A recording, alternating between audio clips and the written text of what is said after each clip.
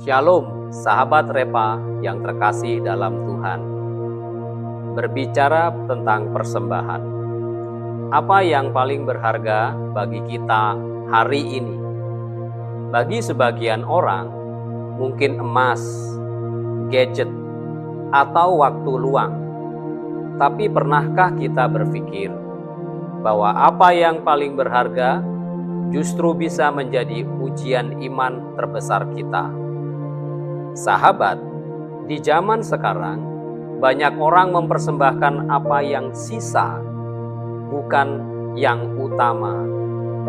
Gereja penuh aktivitas, tapi kadang hati kita kosong dari kasih dan pengorbanan.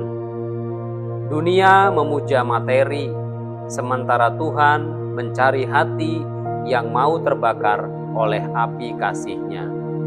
Hari ini kita belajar dari kisah luar biasa. Ketika anting emas jadi api iman. Keluaran pasal 35 ayat 4-29 menceritakan bagaimana bangsa Israel mempersembahkan emas, kain, dan harta terbaik mereka untuk membangun kemah suci. Tempat kehadiran Tuhan dinyatakan. Tetapi ingat, mereka baru saja gagal dalam penyembahan anak lembu emas. Mereka belajar dari luka mereka bahwa emas yang dulu jadi berhala kini bisa dipersembahkan untuk kemuliaan Tuhan. Pertanyaannya, apakah emas hidup kita hari ini masih jadi berhala atau sudah jadi persembahan? Keluaran pasal 35 terjadi setelah bangsa Israel jatuh dalam dosa penyembahan anak lembu emas.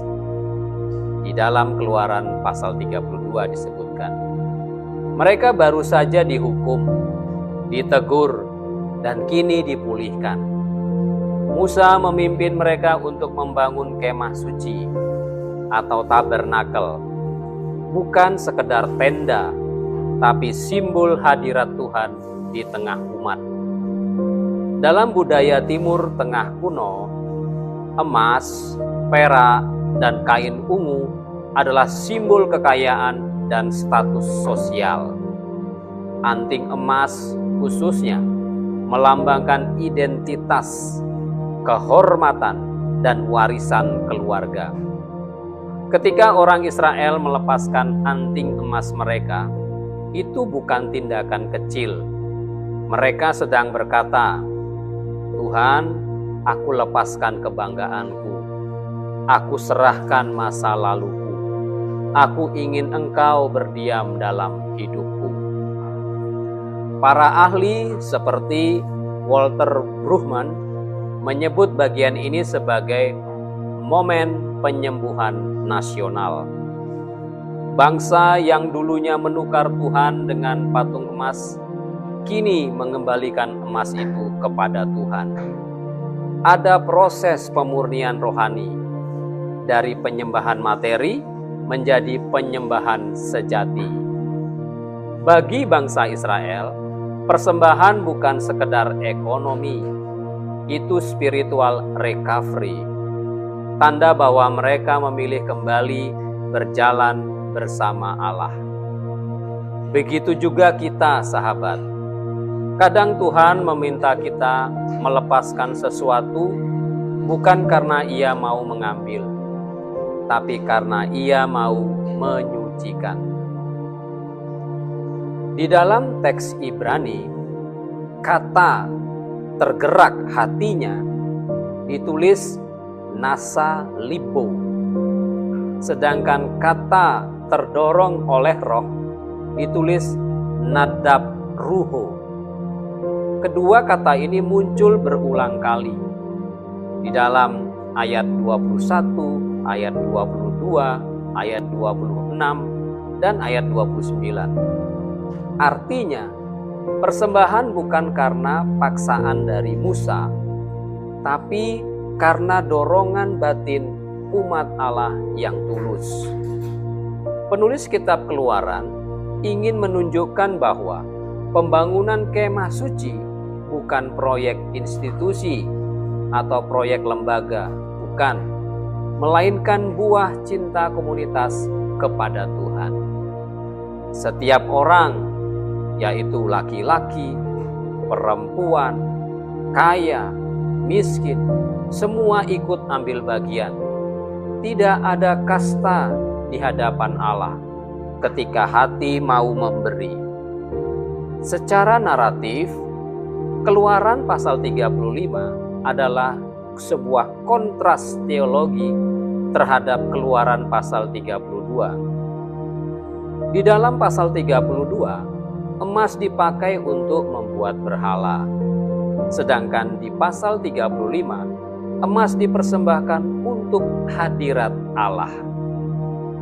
Pesan bahasa atau linguistiknya jelas. Benda yang sama bisa menjadi kutuk atau berkat, bergantung siapa yang memegangnya dan kepada siapa benda itu diserahkan. Sahabat, dari kisah ini kita belajar 3 kebenaran teologis besar. Ada 3 api yang bisa menyalakan iman kita di tengah dunia materialistis ini. Yang pertama, persembahan adalah ekspresi relasi, bukan transaksi. Ketika Israel memberi, mereka tidak membayar Tuhan agar memberkati mereka. Mereka sedang mengekspresikan relasi yang dipulihkan. Iman yang dewasa mengerti bahwa memberi bukan karena takut, memberi karena cinta. Di sini, teologi kasih karunia bekerja. Kita memberi karena kita telah menerima.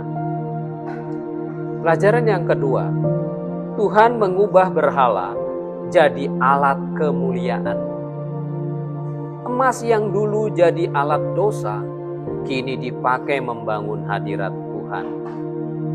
Tuhan bisa menebus masa lalu kita. Dia sanggup mengubah apa yang memalukan jadi saksi kemuliaannya. Kalau Tuhan bisa ubah anting emas jadi kemuliaan, Ia pun bisa ubah trauma, kegagalan, bahkan dosa masa lalu kita menjadi api iman yang menyala-nyala.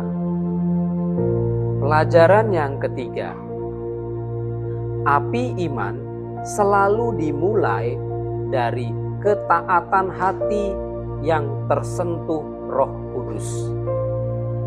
Perhatikan, semua yang digerakkan hatinya membawa persembahan. Demikian perkataan ayat-ayat yang kita baca. Itu bukan emosi, tapi gerakan Roh Kudus di hati yang mau taat. Ibadah sejati bukan diukur dari jumlah uang atau waktu kita yang kita berikan, tapi dari keikhlasan hati kita yang membiarkan Tuhan menyalakan api kasih di dalam kehidupan kita. Sahabat, hari ini di dunia menilai hidup dari apa yang kita punya, apa yang seseorang punya. Tetapi Tuhan menilai dari apa yang kita berikan, apa yang kita serahkan. Keluaran pasal 35 mengingatkan kita, iman sejati dimulai ketika emas dunia kita terbakar jadi api kasih surgawi. Di dalam keyakinan Mennonite, hal memberi bukanlah aksi pamer rohani, tetapi bentuk discipleship atau pemuridan. Murid yang belajar hidup sederhana, berbagi, dan taat kepada Kristus. Tuhan Yesus berkata di dalam Injil Matius 6 ayat 21, "Di mana hartamu berada, di situ hatimu juga berada." Mari kita bersama merenungkan. Kalau Tuhan melihat dompet kita, waktu kita, dan perhatian kita, apakah ia menemukan api kasih atau abu dari ambisi pribadi? Sebuah kalimat inspiratif berbunyi demikian: yang kita genggam erat akan hilang, yang kita serahkan kepada Tuhan akan kekal.